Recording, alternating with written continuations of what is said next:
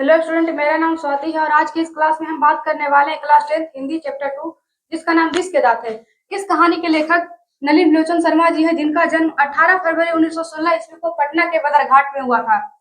इनके पिता का नाम रामावतार शर्मा तथा माता का नाम रत्नावती शर्मा है। इनकी प्रमुख भाषा भोजपुरी थी। नलिन लोचन शर्मा जी की मृत्यु 12 सितंबर 1916 ईस्वी को हुआ था। इनकी प्रमुख रचनाएं दृष्टिकोण, साहित्य का इतिहास, दर्शन, मानदंड, हिंदी उपन्यास, प्रेमचंद इत्यादि इनकी प्रमुख रचना है। तो अब इस चैप्टर के सब्जेक्टिव क्वेश्चन को देखते हैं, जिसमें क्वेश्चन नंबर 1 है, कहानी के शीर्षक की सार्थकता स्पष्ट करें। इसका आंसर होगा विष के दांत। कहानी का शीर्षक अत्यंत सार्थक है। इस कहानी में जब किरानी गरीब गिरधर लाल का बेटा मदन अमीर घराने के बेटे कासू को पीट देता है तथा उसका 2 दांत तोड़ देता है, तो इससे स्पष्ट हो जाता है कि धनी वर्ग का अहंकार चकनाचूर कर दिया गया है। जब गिरधर लाल का बेटा मदन अमीर घराने के बेटे कासू का 2 दांत तोड़ देता है मारकर, तो इससे स्पष्ट हो जाता है कि गरीब अमीर वर्ग का घमंड चकनाचूर कर दिया गया है।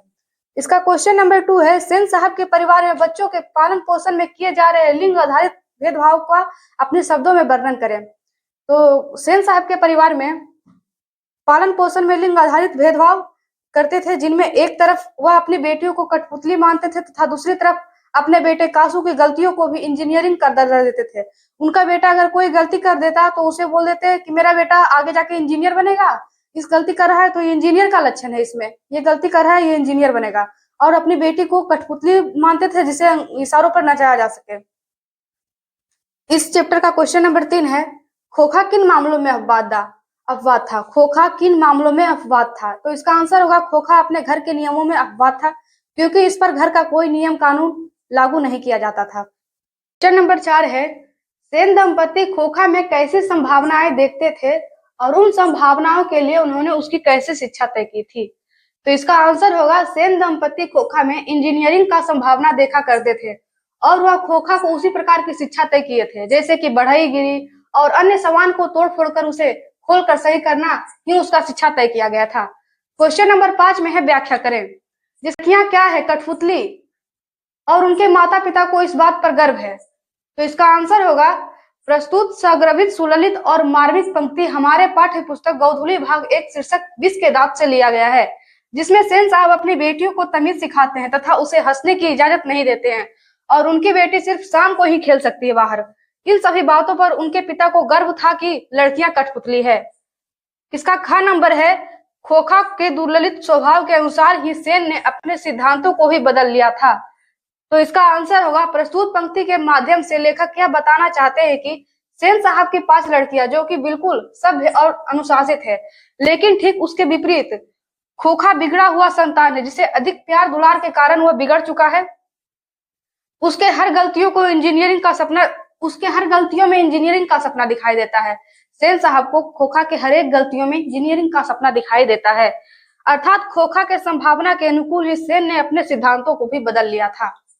अगला क्वेश्चन है, ऐसे ही लड़के आगे चलकर गुंडे, चोर और डाकू बनते हैं।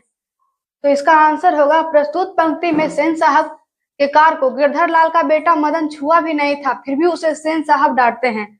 सेन साहब उसे डांटते हैं तथा उसे उसकी माँ को जाकर कहते हैं, सेन साहब का गाड़ी मदन छुआ भी नहीं था, फिर भी उसे सेन साहब डांटते हैं और उसकी माँ को जाकर कहते हैं कि ऐसे बच्चों को अभी से ही नहीं संभाला गया तो आगे चलकर ऐसे ही बच्चे गुंडे, चोर और डाकू बनते हैं।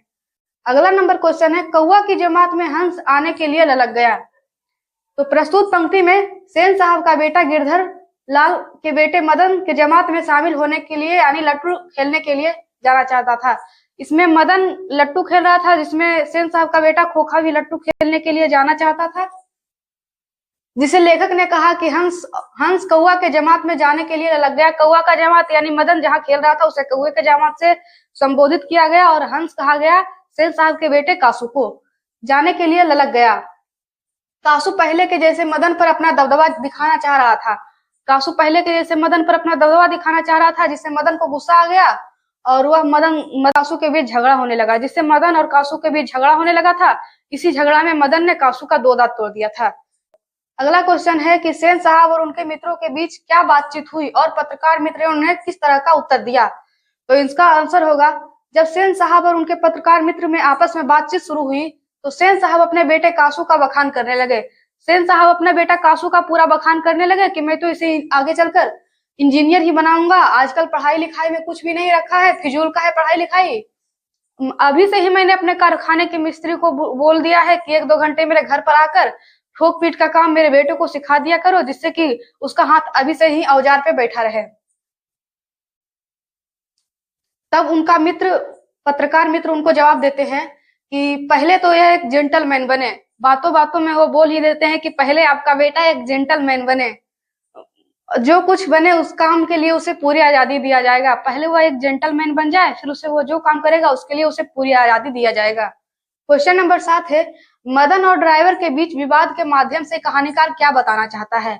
तो मदन और ड्राइवर के बीच विवाद के माध्यम से कहानीकार यह बताना चाहते हैं कि जब गरीब व्यक्ति अमीर व्यक्ति के शरण में जाता है तो वह गरीब व्यक्ति का मदद नहीं करता है तथा मदद मांगने पर उसे ठुकरा देता है। जब अमीर व्यक्ति के शरण में कोई गरीब व्यक्ति मदद मांगने के लिए जाता है तो उसे मदद नहीं करता है तथा उसे अपने पैरों के नीचे रखना चाहता है ताकि मेरे से आगे ना जाए। क्वेश्चन नंबर 8 है, मदन और कासू के बीच झगड़े का क्या कारण था? इस प्रसंग के द्वारा लेखक क्या कहना चाहते हैं? तो इसका सटीक आंसर होगा, मदन और कासू के बीच झगड़े का मूल्य कारण लट्टू था। क्योंकि मदन को जब गाड़ी छूने नहीं दिया जाता है और उसे धकेल दिया जाता है, लट्टू खेलने नहीं दिया, जिसके कारण मदन ने भी कासू को लट्टू खेलने से मना कर दिया, क्योंकि उसे याद था कि मैंने जब इसके गाड़ी को छूने गया था तो मुझे छूने नहीं दिया गया था, इसलिए मैं इसे लट्टू भी नहीं खेलने दूंगा। जिससे मदन और कासू के बीच झगड़ा होने लगा। इसी झगड़ा में मदन ने कासू का 2 दांत तोड़ दिया था।